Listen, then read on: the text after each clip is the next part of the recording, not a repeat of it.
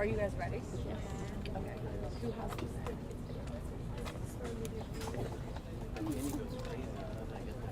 this? Hello? Is everyone ready? Yes. President Ellen Granberg lies to GW community, villainizes students, antagonizes DC residents. Shohada Square, May 6, 2024. As the DMV SJP Solidarity Encampment for Gaza enters its 12th day, Gaza endures 212 days of genocide. With over 40,000 Palestinians martyred, the hundreds of thousands of survivors, whom the Zionist entity disposed and displaced into Rafah, received urgent evacuation notices from the occupation forces, signaling the Zionist regime's intent to immediately begin a land invasion. There are no safe zones in the Gaza Strip. Every Palestinian life is at urgent risk. As students around the globe call for divestment, George Washington University's administration has refused to engage in good faith dialogue with our student negotiation team and doubled down on its complacency in genocide. The administration's latest attempt to antagonize us, in the form of a letter signed by President Ellen Granberg, is deeply misleading. This statement assumes that the masses are ignorant, but the DC community and observers internationally are well aware of our demands. We have been clear about our desire to negotiate, and even clearer about the administration's desire to ignore us. Make no mistake, this encampment is an organized effort rooted in a trusted team of students waiting at the negotiation table since day one for the administration to listen. This impasse is not new. What is new is President Granberg's explicit delineation of every option the administration has employed to end this demonstration. Every option except coming to an agreement with her own students on our demands. This statement is an implicit threat to employ escalated state force against the students, staff, faculty, and DC community members who have been steadfast in our solidarity with the Palestinian people. It is shameful that Granberg would rather brutalize our community to please her Zionist donors than confront the university's complacency in genocide. Granberg's insistence that our liberated zone has been co-opted by individuals who are largely unaffiliated with our community neglects the conditions that have prompted the students, faculty, staff, families, and alumni representing schools all across DC to come together and stand against the violent actions of our administrators. After years of student repression at the hands of GW's administration, Granberg has affirmed that the school will continue to exclude Palestinian students from the definition of community. In Shohada Square, our community is not defined by the arbitrary boundaries of the real estate monopoly that is GW, boundaries which have isolated the school from the same city it touts as our campus. Our community has come together to secure access to food, housing, and medical assistance when the university punitively withheld it. Our community has overcome GW's false promise of engagement with the students around us. In Shohada Square, we have fostered dialogue with diverse voices and perspectives in the name of a people actively rendered voiceless by institutions like GW.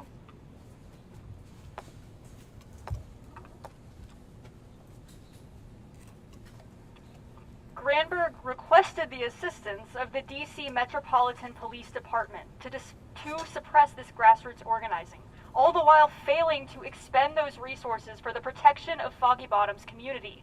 However, every single attempt of the administration to mobilize the MPD against our liberated zone have failed, while support from the community has allowed us to sustain this encampment.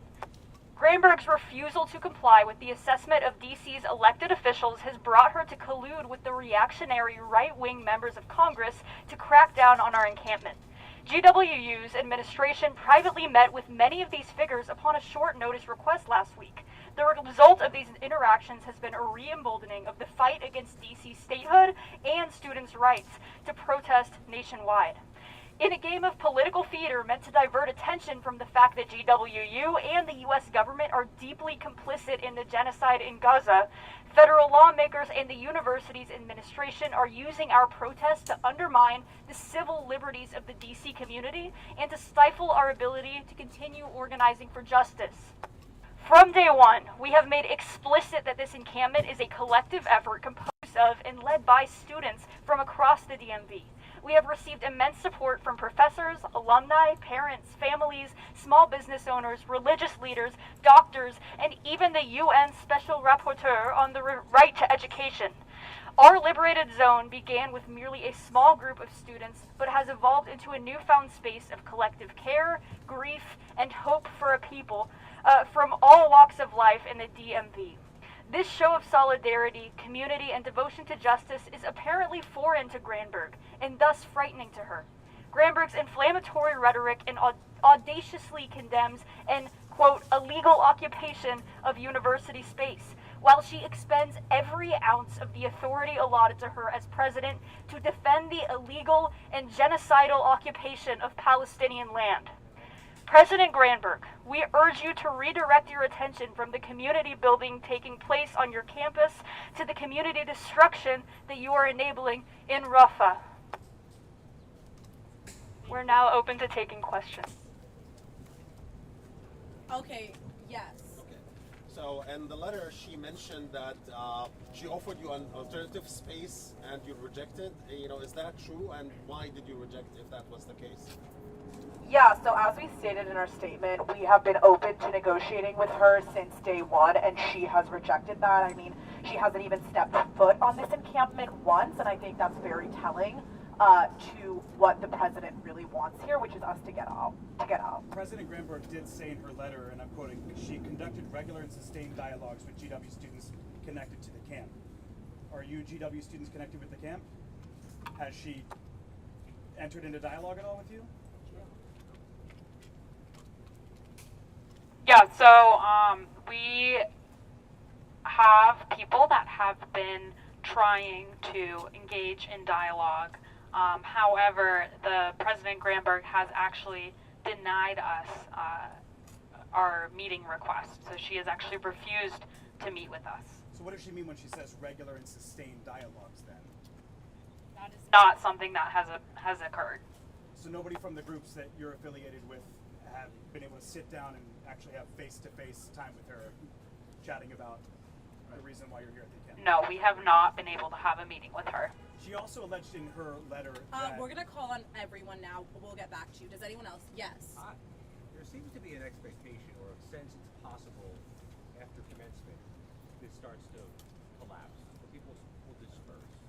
Y'all committed to staying here beyond commencement, or how long? Yeah, thanks for the question. I'm intrigued by your wording there, though, because I don't think there is a sense that there will be dissipation anytime soon. Not as long as Granberg refuses to sit down, not as long as our demands aren't met, not as long as people are dying in Gaza with our endowment money, with our United States military aid. And so, well, thank you. So while our goal here as an encampment is to leave as soon as possible, because when we leave, it means our demands were met. And that's the end of that. Next, yes. So, you guys your primary goal still to urge divestment from the GW endowment. If you guys hit a point where, as in that's going to happen at most of these other universities, that the university does not divest, at that point, I mean, come next semester, when you guys are paying tuition again, your tuition's also going into that and going into kind of what you say is a genocide. So at that point, do you refuse to pay tuition? Do you transfer to universities that have divested? I mean, what happens then? Like we said, we plan on being here until the institution does divest, and we as students who pay tuition have this responsibility to stay here until our university does divest. So take that as you will, but we will be here until our university divests from this genocide. And many students here have been suspended, so are no longer even technically students here. Next, and please say your organization before you ask the question. Leonard Fleming, DC News Now. So how many are totally suspended from the university at this point? Next question. Yes. How many non-GW student demonstrators are in the encampment? GW mentioned, sorry.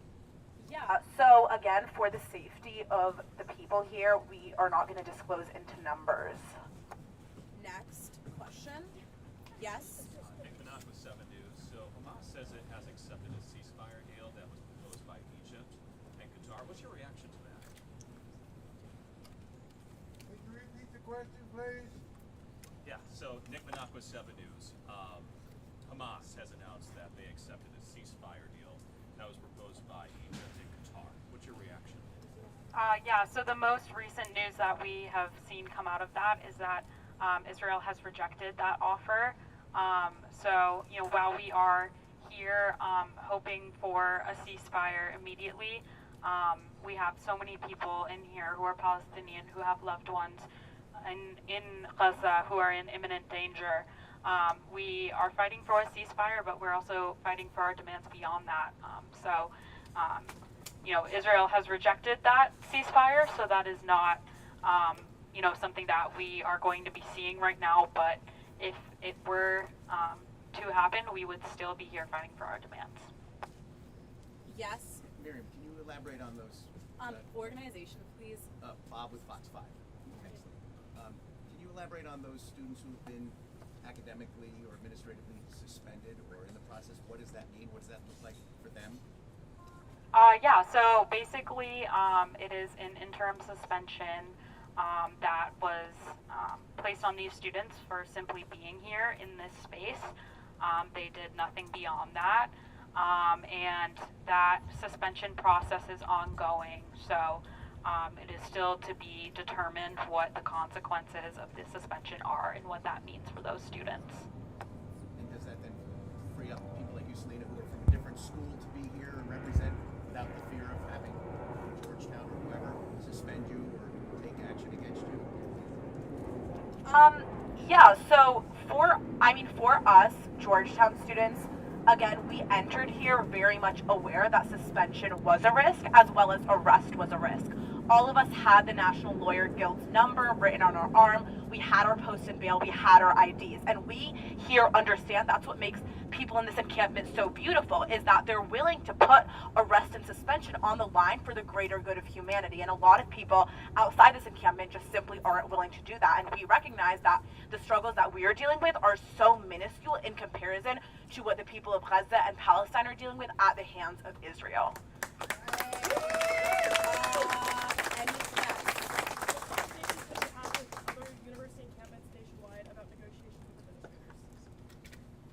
Yeah, so like we said, here we have so many students.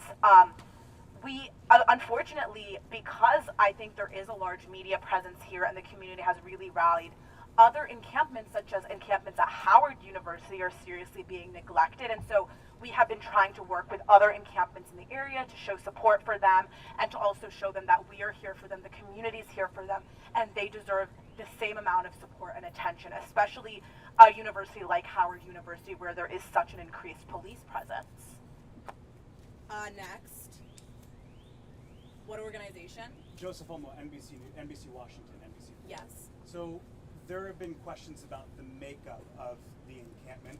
Just to clarify here, the encampment behind us, are the majority of the people who are staying here students of GW or students of other colleges and universities in the DMV? Yeah, so we reference it as a DMV-wide student encampment. That's like been from the outset because it is a collaboration and a coalition of Georgetown, American. We read you the list. That being said, GW is an urban campus. It's what makes it a really fascinating place to be and study for the past 3 years. So anyone is welcome to walk through. Anyone is welcome to partake in the community, and that's obviously not encampment rules. That's the university rules. So the people that are walking through here and partaking in the community events, we have teach-ins, I hope you'll all attend, and all of these kind of community things that we're doing, that's business as usual for GW in terms of who can come in and who can be on 8th Street, who can be in this entire area. The encampment itself, though, is led, organized, and pushed on by the motivation of the students. How many people would you say are at the encampment on a daily basis? Yeah, so I don't really count, but we do have rallies in the night, for example, where we'll have a large show of community action and force out here, where we can have like 200 people. But throughout the day, it really is, it's a community, and so people come after work, or if they don't work, they're here. And it is very much so in flux. It's a stationary, it's a place that people visit, come and go, etc. Okay, last call for questions.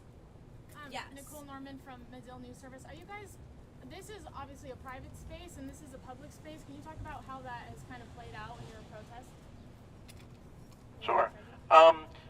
it's definitely a project on understanding what public and private mean, right? And this is very much so an effort to reclaim a little bit of that space that GW has cordoned off from the rest of the community and making it something that we create ourselves.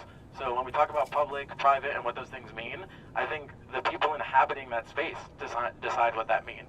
And right now, obviously, it's not just this barrier right here, but we've also have policing in different areas and different sort of levels to it across GW.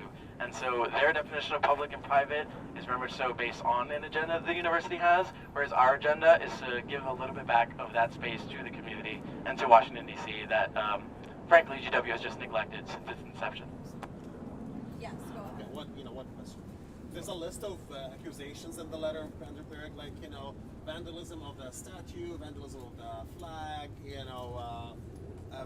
anti-Semitism actions, intimidation against others. How do you respond to all these accusations which has been directed towards you?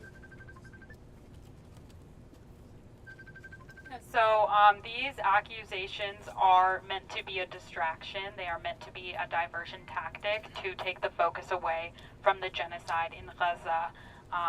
The claims that we've been seeing are completely baseless, the anti-Semitism claims. They are meant to take the focus away, to take all eyes off of Gaza, but all eyes should be remaining on Gaza. And, in addition to that, I think that the university has been employing these repressive tactics to, play games with us, and we will not fall for that. We are steadfast, we are principled, and we will remain here in our fight for liberation. Any final questions? One more thing about the specific accusations that President Granberg has made regarding property. It's incredibly interesting to us that this latest email from Granberg is the first time that she has ever even remotely referenced a death toll or the word Gaza, and she has yet to use the word Palestine in any formal communication given to any student of this university. We continue to see Granberg taking space in her communications to talk about GW property, and we have yet to see her do anything to acknowledge the role that GW plays in actively destroying the homes and the communities of people living in Palestine, as well as the material ties that bind GW to that continued destruction. So it's certainly an interesting dynamic of the concerns that GW administration has expressed for different people in different places.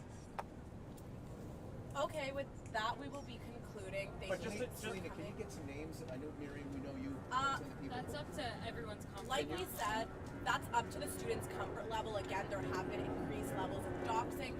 So if you want to talk to the students after this press conference is over, you are open to do that. Did you have one last question? Just to clarify, although the university president says that she has conducted dialogue sessions with anybody, students or anybody involved in the encampment behind her, you guys are saying that's not true? Yeah, like we said, we've answered that question several times. I don't know how many more times you want us to say it. We said that has not formally declined. She has formally declined a request for a meeting. Okay. Shame! Thank you. The press conference is formally over. Please come back here at 2 p.m. tomorrow for another press conference, and we will be continuing to have them every single day. Thank you all for coming. Thank you.